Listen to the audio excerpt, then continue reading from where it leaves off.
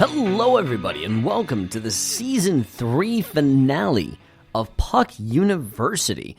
I'm your host, Chris Lynch. We'll wrap up all the various wild, crazy, and sundry things that happened over the past weekend in the Frozen Four in Buffalo. We'll wrap up everything that happened this season. We'll wrap up.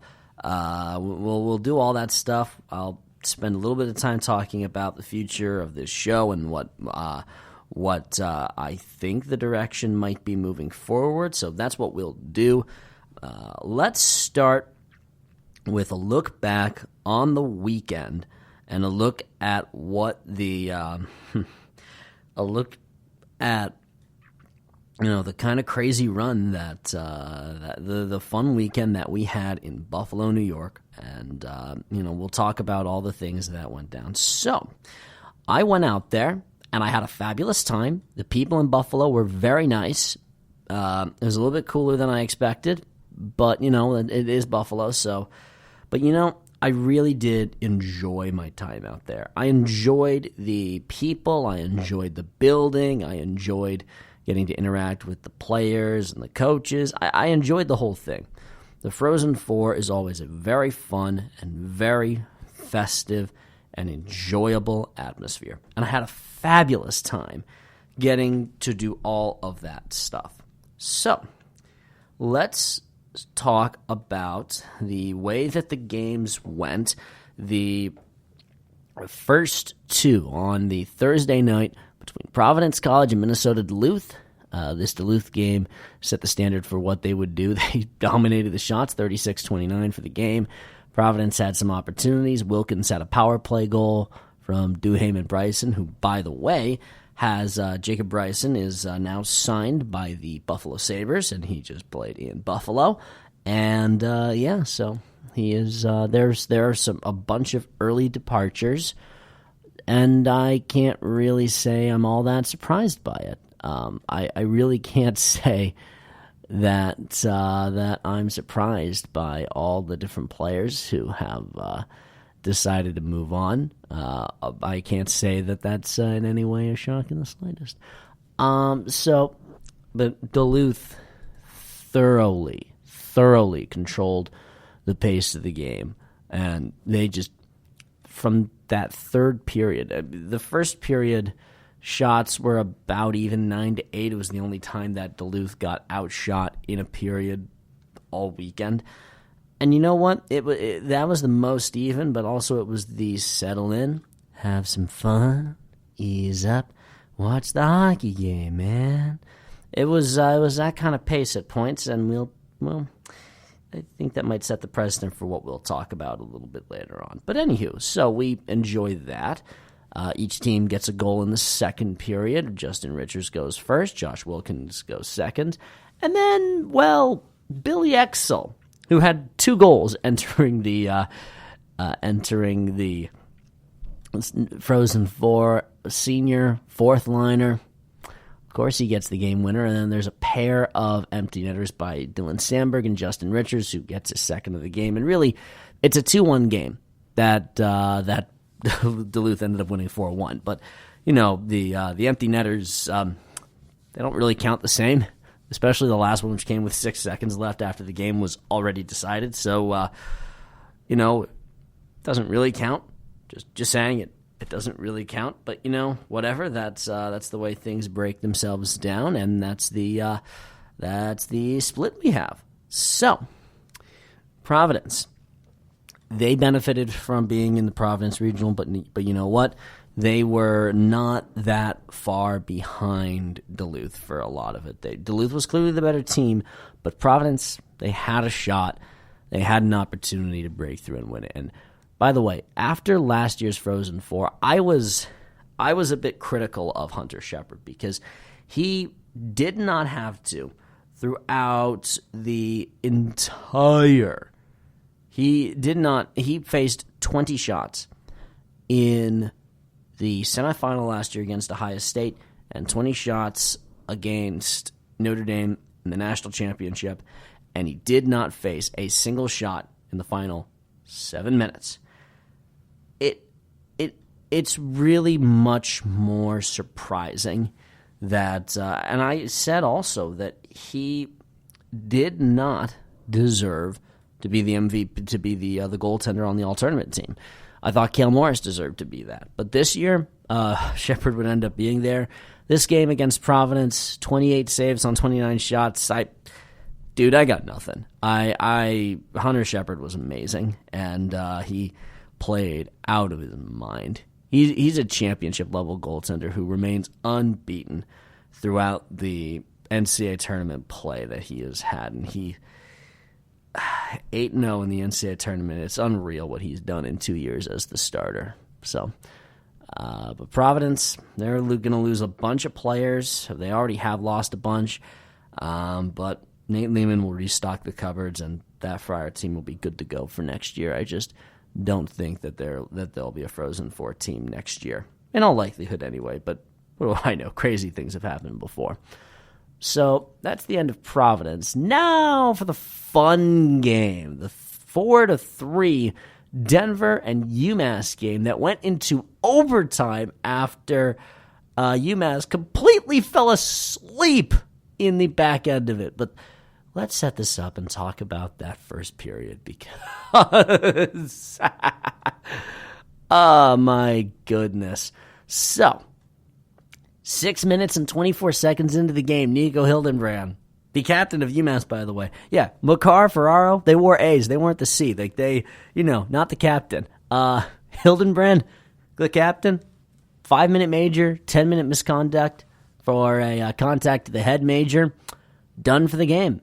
And Constob scores a power play goal for a power play that was, what's the word I'm looking for? Putrid for a lot of the season. Denver came in ranked 48th nationally in just 48th? That's pathetic, dude. I don't mean to be too hard on the guys, but 48th, that's just pathetic. So, but yeah, they get a power play goal early, and then UMass roars to life with 3 power play goals of their own. 2 of them come at 5-on-3. Bobby Trevigno gets 1. He'll figure in a bit later on. And Mitchell Chafee gets 1. Off a pass, by the way, from Cale Makar. We'll talk about him later. Oh, also, John Leonard gets 1.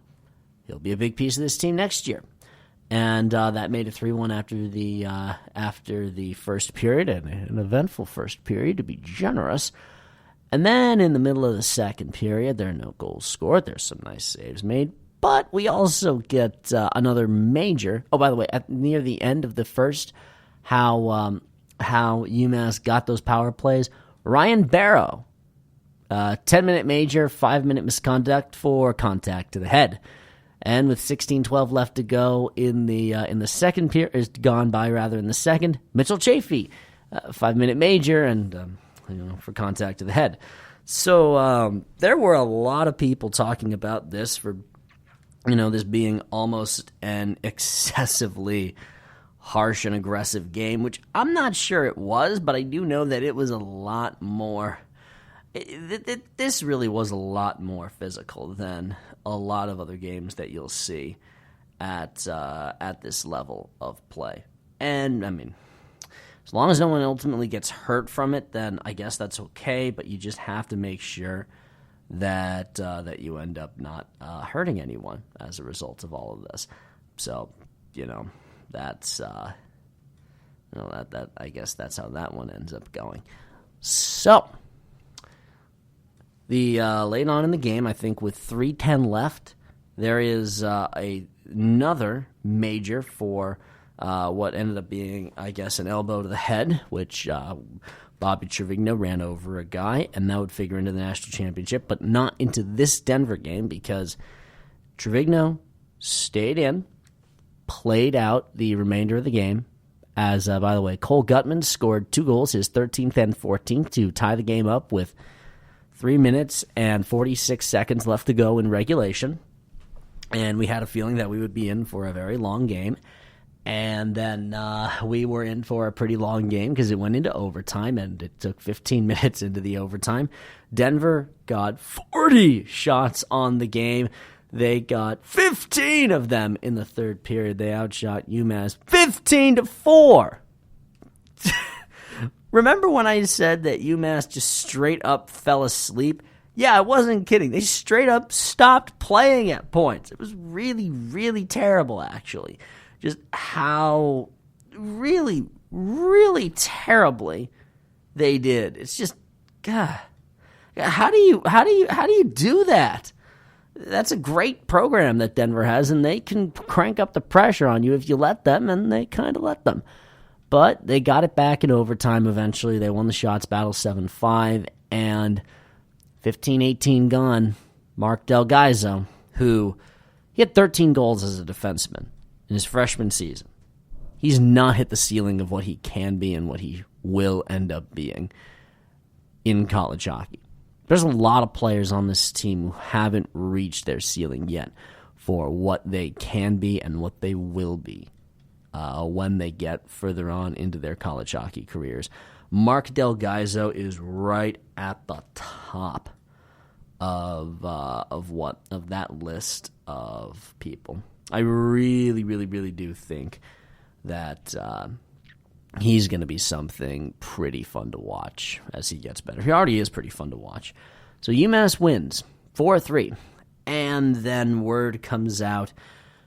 And the way we found out about this, Jeff Cox was the first guy I saw tweet about this, and Bobby Trevigno ended up being suspended for the national championship game for that hit to the head that went unpenalized in the game. There was a lot of conversation around it, as well there should have been. And look, my take on it is, was the penalty? Yes. Should it have been at bare minimum elbowing? Yeah, bare minimum. Should it probably have been a major contact to the head? Yeah, it probably should have been. Should you punish it ex post facto? I don't know, because should there be repercussions for it? Yes, ultimately. And did they absolutely miss it in the middle of the game? Yeah, they absolutely missed the Trevigno hit in the middle of the game. And it's an oft-repeated refrain that sometimes guys just straight up miss stuff.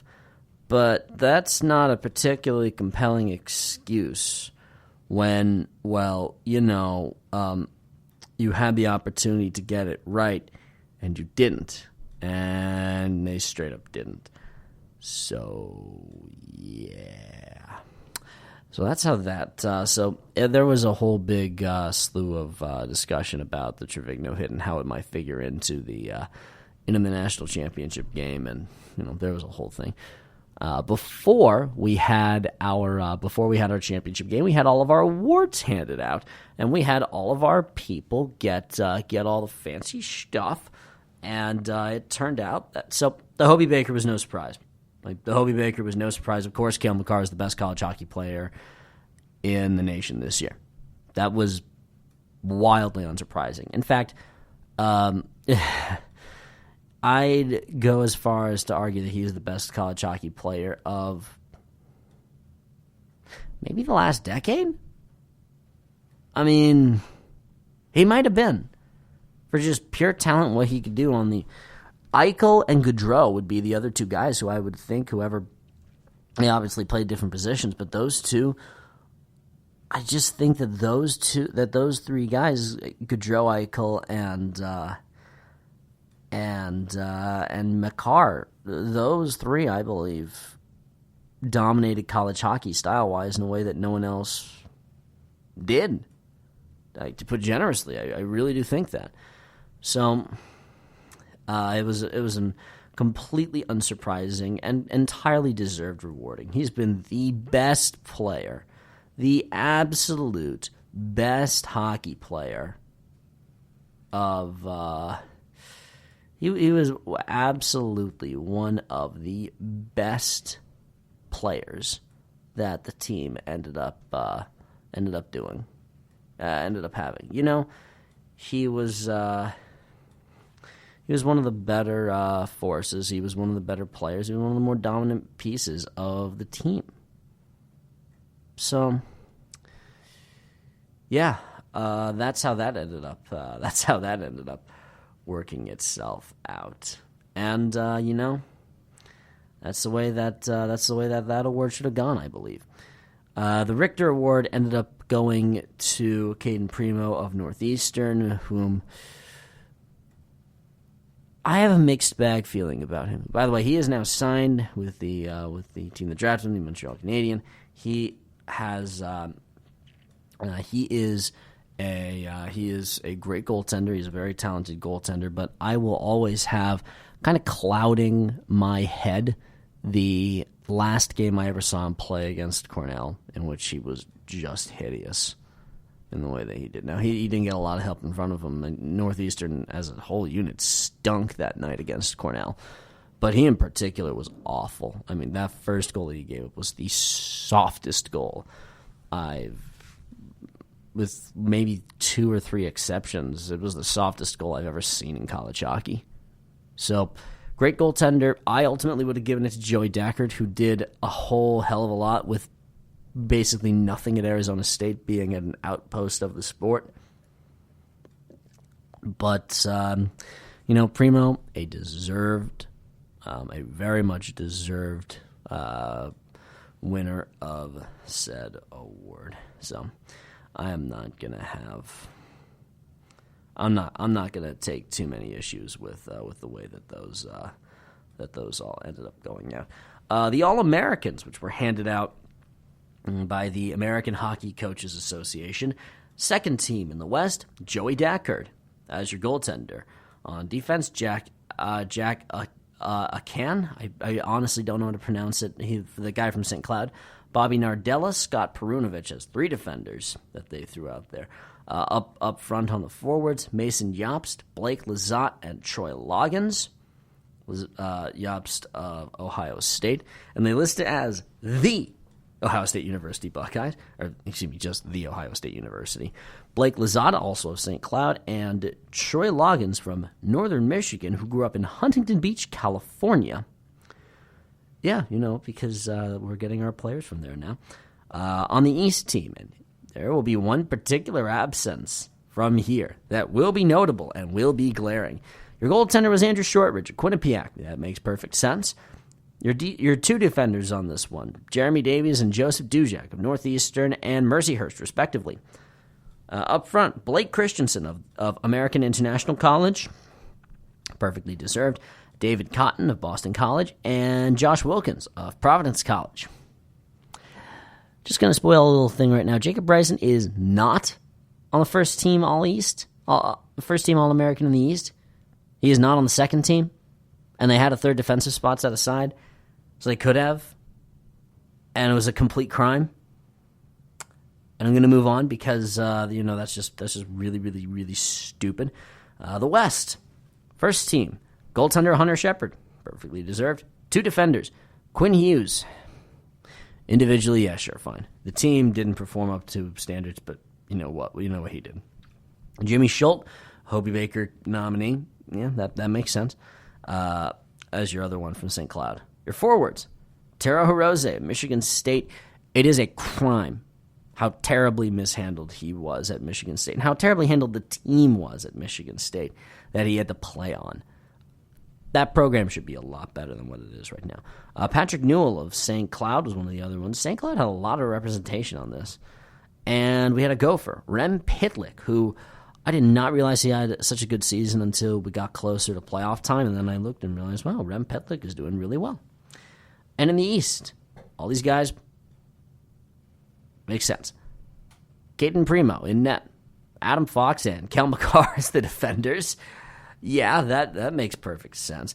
Mitchell Chafee, Ryan Kuffner, and Nico Sturm of UMass, Princeton, and Clarkson. So we had 3 ECAC representatives, 3 Hockey East reps, 2 of those Hockey East reps from UMass.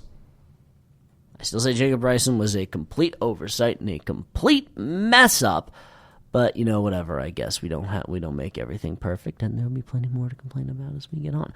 So, the national championship game, the finale of the college hockey season, one of the most exciting points And it was the most lopsided college hockey game I've seen this year. The score won't indicate that, but hot freaking diggity was Minnesota Duluth a dominant force in this game. Straight up, the Duluth Bulldogs are the program of the decade. They're the best team going throughout the entire nation. A 3-0 scoreline does nothing to explain just how dominant this Duluth program was all season long and how dominant they were in this game in particular, in which UMass had a few power plays. They had some opportunities, but man, Parker Mackay had a power play goal. He had an assist on the Mikey Anderson goal, and it was a beautiful pass to Mikey Anderson as well for the 2 goals. Mackay, by the way, ended up being voted the most valuable player. It's the second consecutive year in which a Bulldog captain was voted the most valuable player of the Frozen Four. The last year, Carson Coleman, now a member of the Bruins, hoping to make a run in the postseason and hoping to not be like the Tampa Bay Lightning. Sorry for the somewhat. I'm not really sorry for that, Jeff. So yeah, Mackay ended up being voted the MVP of it, and the shots ended up being 31-18. And Philip Lindbergh was in net for all 3 of those goals.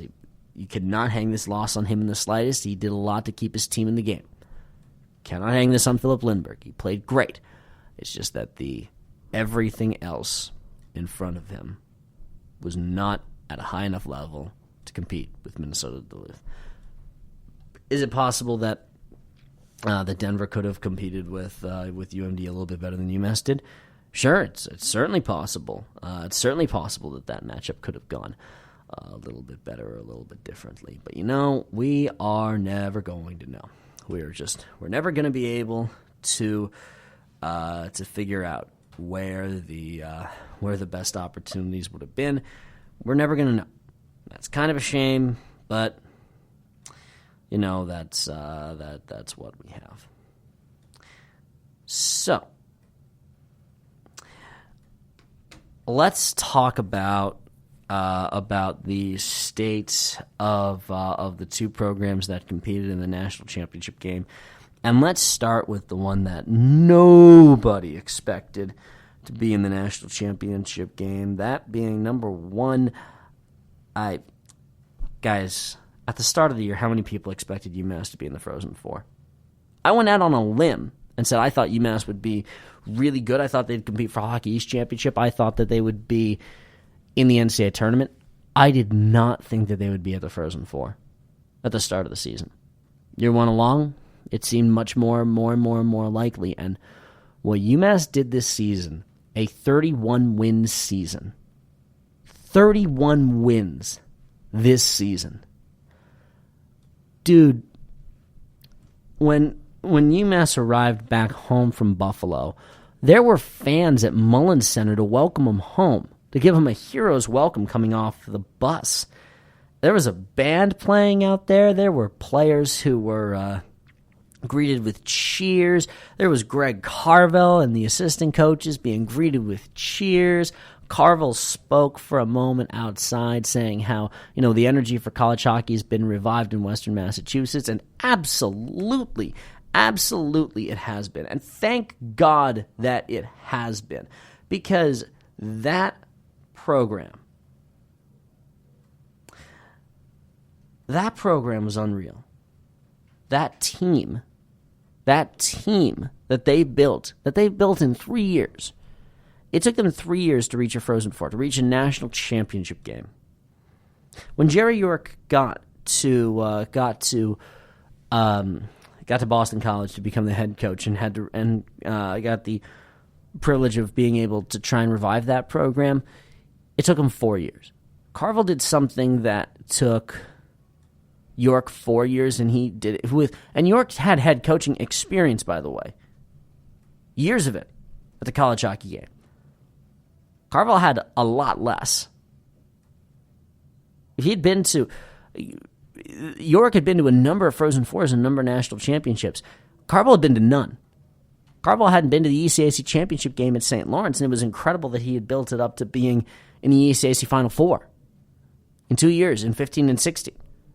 And the only reason he ended up losing to Harvard is because a shot went off of Jimmy Vesey's face. Then he comes to UMass, a school with very little historical hockey acumen. The 07 team and Jonathan Quick, Connor Sherry is one piece. They had considerable pieces. It was unbelievable. It was unbelievable what they did. It really was just incredible what the team was able to do this season. They performed beautifully. And there should be every ounce of respect given to what the Minutemen did. Every ounce of that team is going to be here for a long, long, long time. That team is going to compete for years at the top of Hockey East. They're going to compete for years at the top of college hockey, let alone Hockey East. Absolutely nothing but the greatest of respects given to Cale Makar, who scored his first goal in his debut game in the National Hockey League. Nothing but the greatest amount of respect and admiration should be given to the Massachusetts Minutemen, who did something that very few programs will ever be able to get to do. Revive it and win in their tenure there.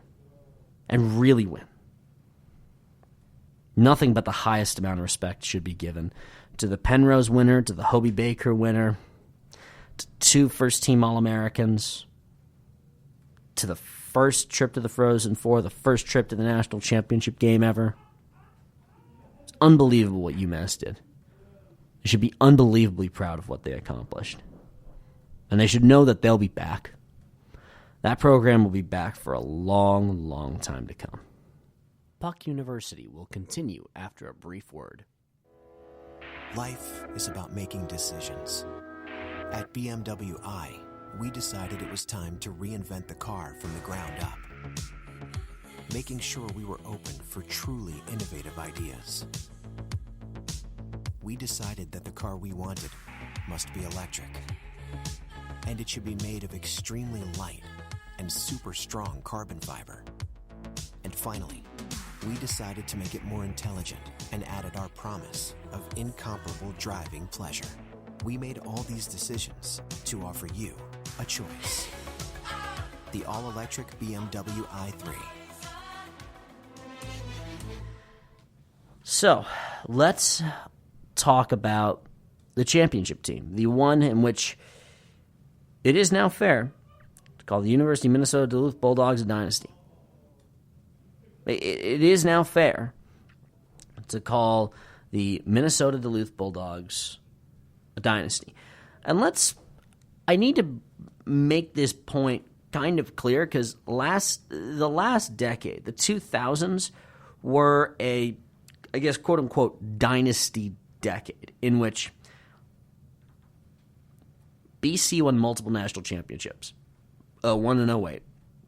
They were in the national championship game in 06 and 07 as well. Minnesota won 2 consecutive, Denver won 2 consecutive, Wisconsin won 1, Michigan State won 1, and North Dakota won the first one. All of those blue blood college hockey programs, all of them, every team that won in that decade. North Dakota in 2000, Boston College in 2001, Minnesota in 2002 and 2003, Denver in 2004 and 2007, Wisconsin in 06, Michigan State in 07, Boston College in 09, Boston University BC in 08, BU in 09.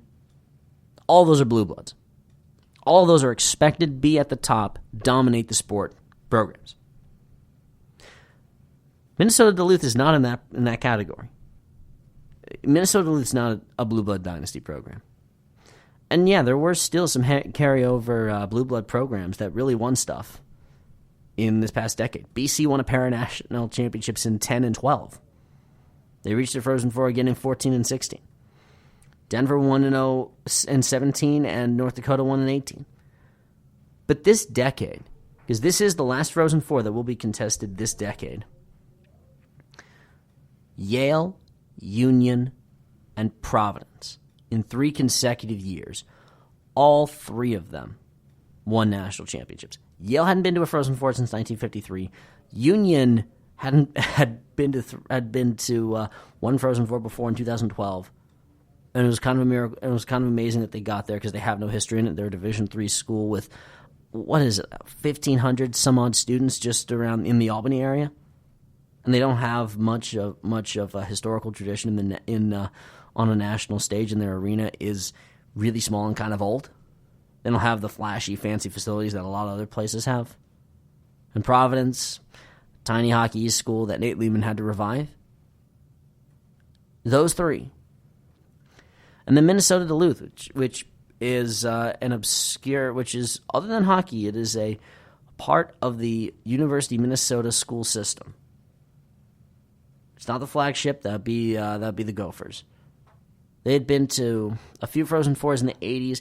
They'd been to one in 2004. And before 2011, they were still knocking on that door. They still hadn't found it. They were not considered a blue blood program.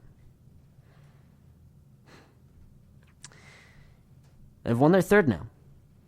And they did it in convincing fashion. They convincingly beat Notre Dame last year, even though it was just a 1-goal game. They lost one of the most exciting championship games the last decade at least against Denver. And no shame in losing to that stacked Denver team. They convincingly dominated one of the best teams that college hockey's ever produced. 3 national championships now. That's tied with Michigan State and 2 of the Upper Peninsula schools, Tech and Lake Superior State. They have more national championships than Colorado College, Cornell, Maine, RPI, Bowling Green, Harvard, Northern Michigan, Providence, Union, and Yale. Of the schools that have won national championships. That program's a dynasty. In an age which dynasties aren't the common currency anymore. You know, it's not a few schools competing at the top. I want to run through this. I'm going to run through the national championship games that were competed in the 2000s, okay? These are the national championship games in the 2000s. North Dakota against Boston College in 2000. Boston College against North Dakota 2001. Minnesota against Maine 2002. Minnesota, New Hampshire in 2003. Denver versus Maine in 2004. Denver versus North Dakota in 2005. Wisconsin versus Boston College in 2006. Michigan State versus Boston College in 2007.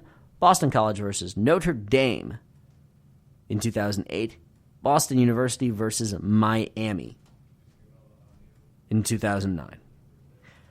BC shows up 4 different times in this decade. North Dakota shows up a couple times, including a win. Minnesota shows up twice. Denver shows up twice. Maine, sorry Mainers, you had your time in the 90s, I guess. But of all those different teams that have ended up making it through into the national championship game, I say this as I have to do a little bit of quick counting in my own head because I forgot to count up while we were doing this before. And I'm still almost done. There were 11 different teams that competed in the national championship game in the decade of the 2000s. 11 different ones. There were a bunch of repeats. In the decade of the 2010s, here are your national championship participants. Boston College against Wisconsin. Minnesota Duluth against Michigan. And by the way, Michigan has not been to a national championship game since. We had BC against Ferris State. We had Yale against Quinnipiac. We had Union against Minnesota. We had Providence against Boston University. We had North Dakota and we had Quinnipiac. Quinnipiac is one of the rare repeats. We had Denver against Minnesota Duluth. We had Duluth against Notre Dame. We had Duluth against UMass. 15 different teams. Parity is something else. The parity is something different. And still, Minnesota Duluth is a dynasty. It is a force of nature. It is an unbelievable unit.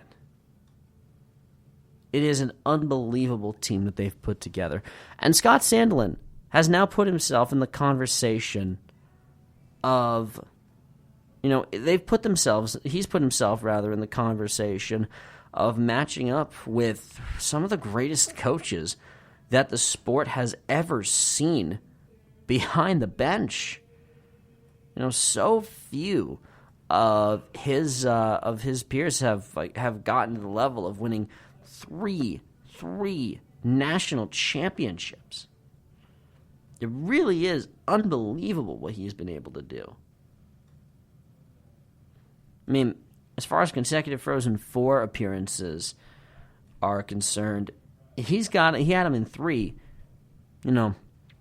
Jerry York, Jeff Jackson, and Herb Brooks, and John McInnes and Snooks Kelly back in the 40s and 50s were the last ones to have such a high percentage of success of reaching the Frozen Four that many times consecutively. It's unreal what they were able to produce. It really is kind of amazing what Scott Sandelin has been able to produce from a team where they had some players in the 80s like Brett Hull. But, it's just Sandelin is now tied with his North Dakota mentor, Gino Gasparini, Herb Brooks, Ned Harkness, Bob Johnson, John McInnes, and Jack Parker with 3 national championships. There's 3 guys who have more. Jerry York and Murray Armstrong have 5.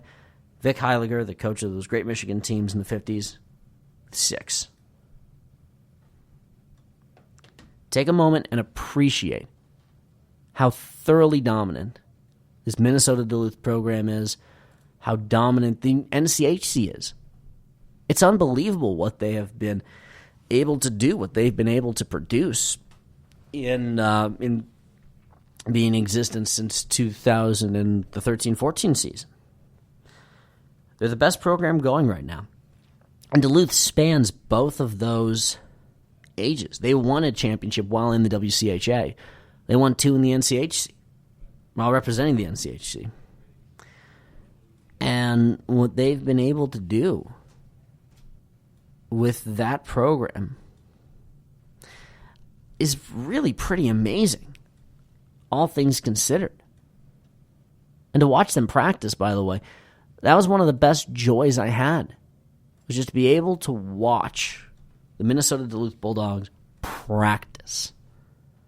They looked confident, they looked calm, they looked peaceful, they had fun. They did work, but it wasn't a stress your mind out practice. It was a let's work on it, but let's also recognize that this is a hockey game. And we're going to have fun with this. It was a fabulous pleasure getting to watch that team practice. And we're watching one of the best programs that the sport has ever produced. This really is a joy to behold. It's one of the best conferences that this sport has ever seen. It's one of the best teams that we've ever seen. Now, give them their due. Give them their props. They absolutely deserve everything that they have. And they absolutely deserve every ounce of respect that they have been due. Should note also that that they are going to lose a player. Riley Tufte is signed with Dallas. He has moved his way. He's moved his way up and out. Some personnel changes as well. Brad Shaw is moving on from the North Dakota bench. Jacob Pritchard of UMass is signed with the Carolina Hurricanes. He was a grad transfer, and he was only going to be there 1 year. it's kind of amazing what we have.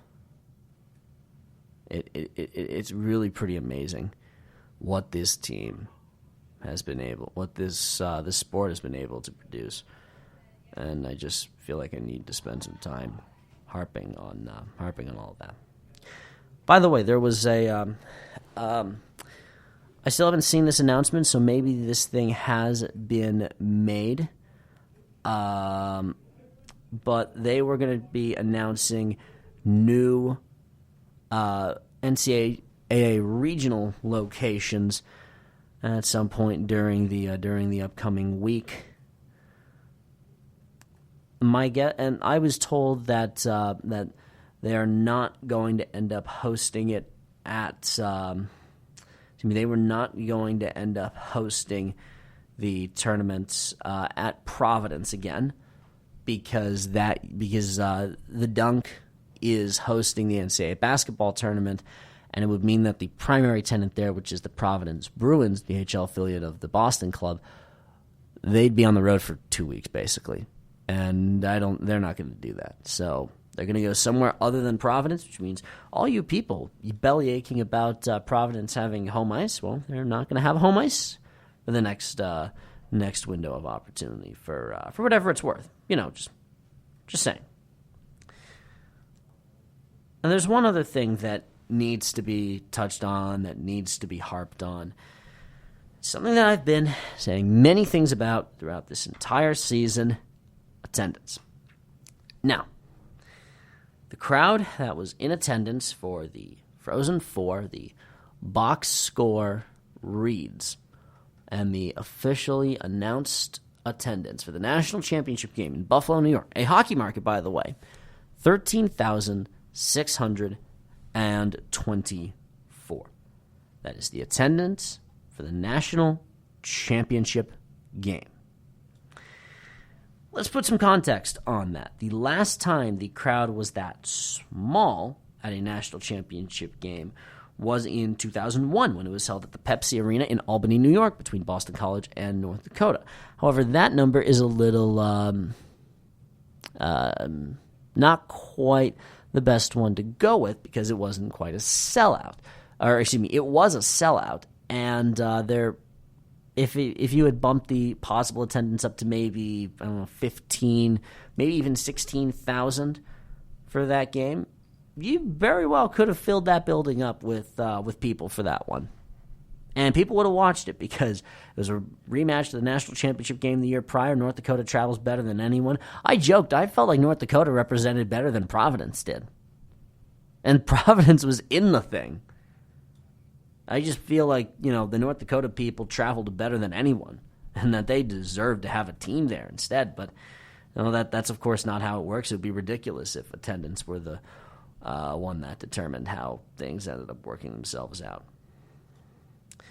So, anywho, the year before that one in Albany, Providence drew a crowd of 11,000, but that was at the then called Providence Civic Center. It's now called the Dunkin' Donuts Center, and that place has been used to host the regional tournament since.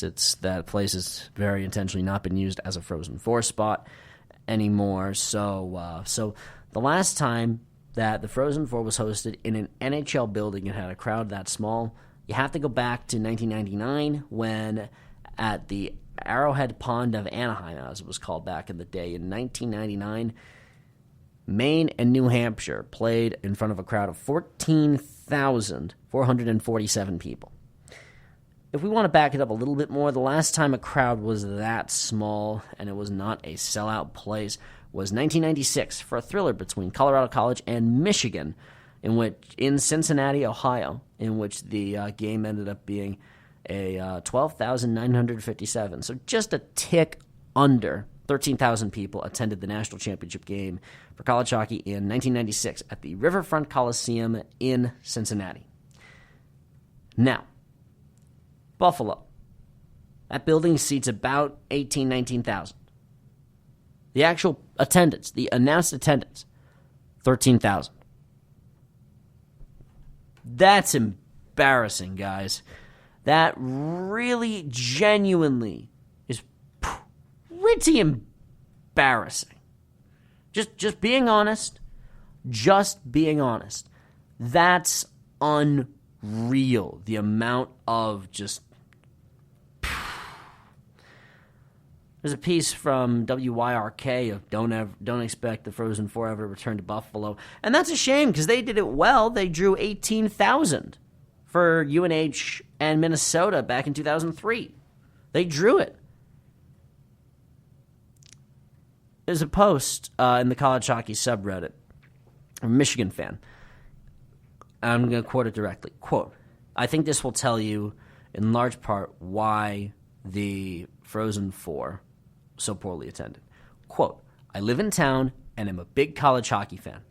I'd have definitely gone to the title game or maybe the late semifinal game, but tickets were starting in the $80 range for the 300s, and I just don't care to watch teams that I don't care about for that price. I was surprised when I turned it on TV, and saw it looking half full. If it wasn't full, why couldn't I find cheaper tickets? It was weird. There was a follow-up from a different handle, because also a Michigan fan, by the way. Because the NCAA sets the prices. I recently found my 1996 ticket stub from Michigan's first NCAA title win in 50 years, and it was for $25. So, in 1996, $25 got you a ticket to the Riverfront Coliseum for the national championship, which was an overtime national championship game, by the way. It was Michigan's first win in a very, very long time. Inflation has affected that discrepancy, but not as much as pricing local fans out. Now, the follow-up to that one, $25 in 1996 comes out to about $41 now. That's the kind of price that gets casual fans in the door and would have gotten me downtown. I don't know if the NCAAs assume WNYers, Western New Yorkers, would pony up, or if they've just been blinded by stupidity and dollar signs, or all of the above, but they misread the local market badly with those prices. Follow-up, another local college hockey fan here. I can confirm I skipped because of the price. Once they opened up single-session ticks, I raced to my computer only to be put off by the... Are you ready for this? Are you ready for this? I raced off to my computer only to be put off by the $120 to $150 cheapest tickets. I scoped the secondary market, but prices didn't really drop. Nor did the market get flooded with tickets from Providence or Denver fans. I know events like this have to push the full package first. Same thing happened with the World Juniors. But once they release single-game ticks, my money is spent. I can justify a moderately priced ticket, but I'm on a budget. I'm not dropping over $300 for a pair. I agree that the $60 to $80 face value would have had me reaching for my wallet. Finally, the marketing around the event was subpar. Some commercials during Sabres games and an ad on the Sabres website would agree, whatever much as I saw, would agree that there was low awareness for the event. Things like UMD in Minnesota are of course a slam dunk, plus destination locales like Tampa or Chicago could justify higher prices. But hopefully the NCAA and host city will use this as a learning experience. So, in case you need a refresher, tickets, priced out fans out of their own building to see the best college hockey program going right now, to see an inspiring story, to see a respected Eastern story, and to see one of the greatest traditions of winning. That is a special level of stupidity when it comes to marketing your own product. And I mean this sincerely. That is a genuine failure. That is a genuine failure to get people in the building in a hockey market. I know that Buffalo is not considered a destination locale. No offense, Buffalo, but Chicago and Tampa are considered more destinations, and Boston is one of the hubs of college hockey. How do you manage to bollocks that up that badly? I was looking down from my spot in the press box. There were entire sections of the Top Raptors Open. And I went back. Someone uploaded the national championship game, the broadcast that they had from ESPN, or ESPN2 this year. And they had it on. It looked pathetic. It looked really pathetic. Whenever they panned up and saw all the empty blue seats, that was embarrassing. It really was one of the most troubling pieces.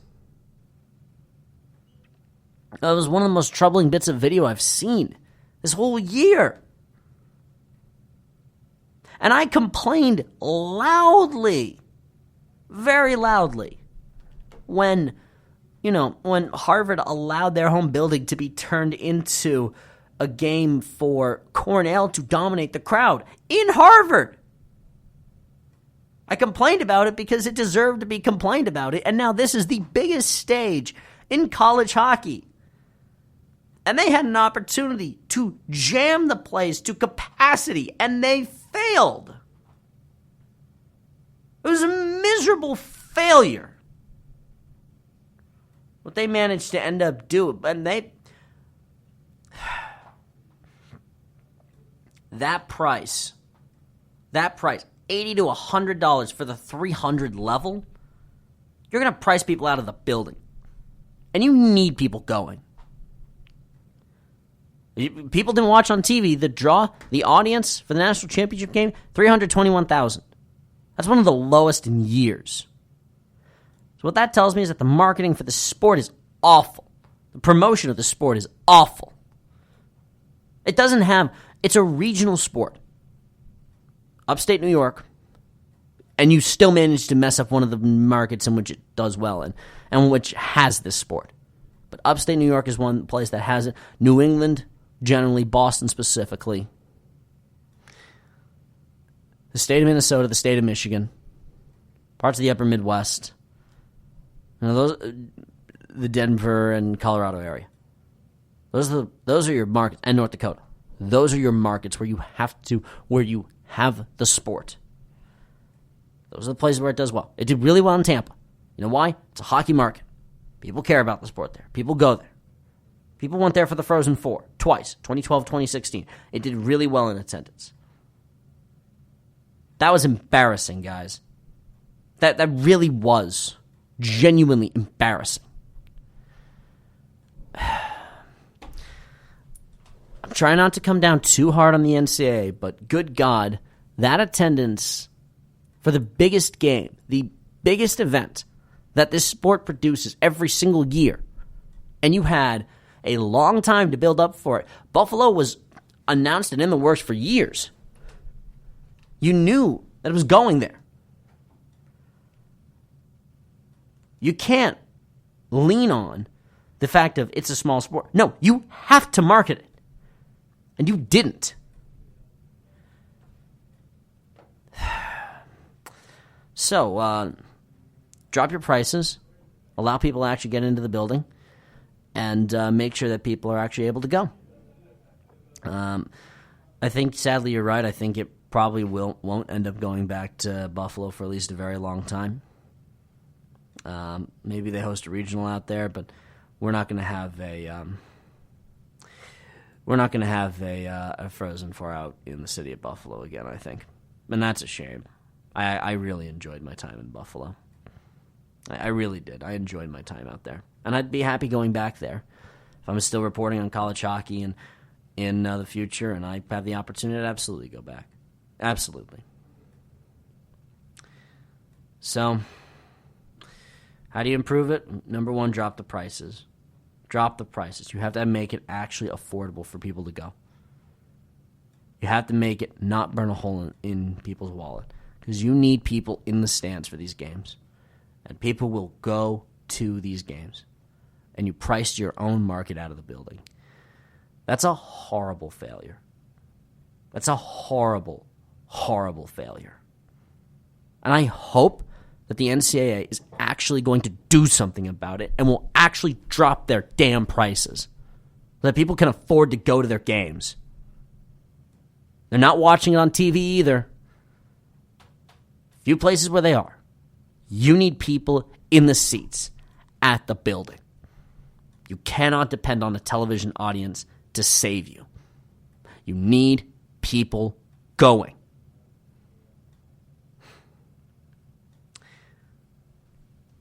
So, how do I transition back to talking about the end of the season, the end of the year?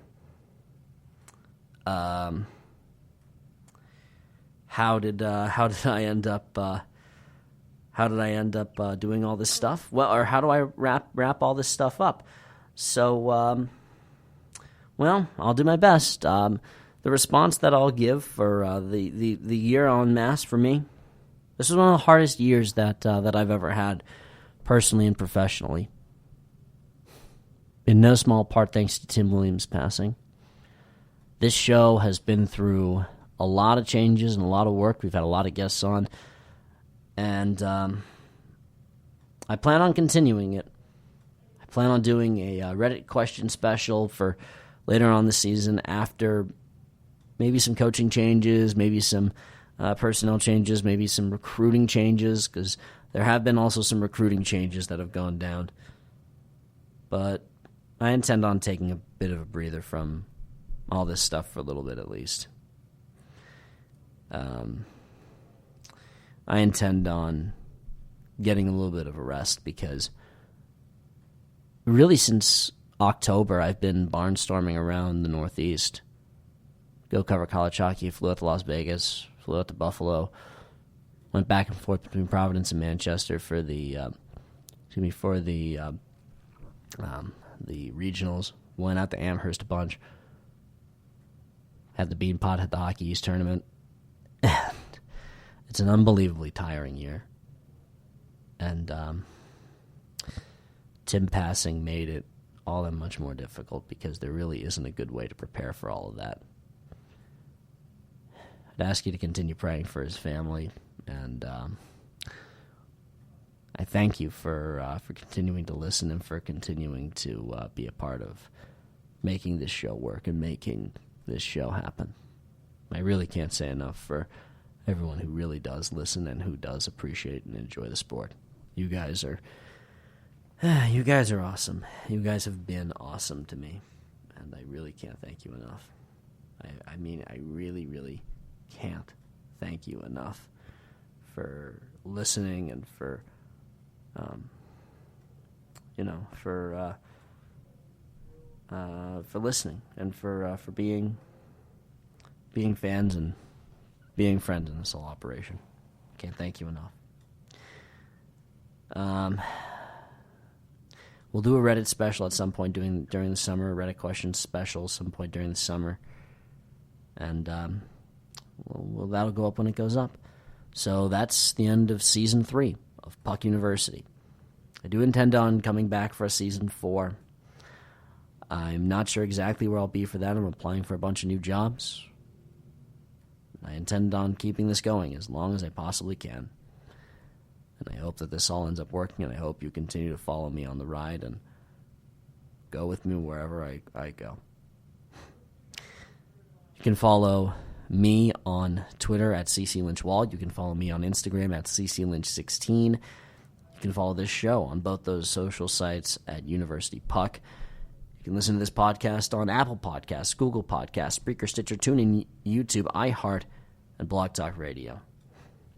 Thank you so much for an unbelievable year of college hockey, an unbelievable story, an unbelievable set of circumstances for us, for this show. Thank you.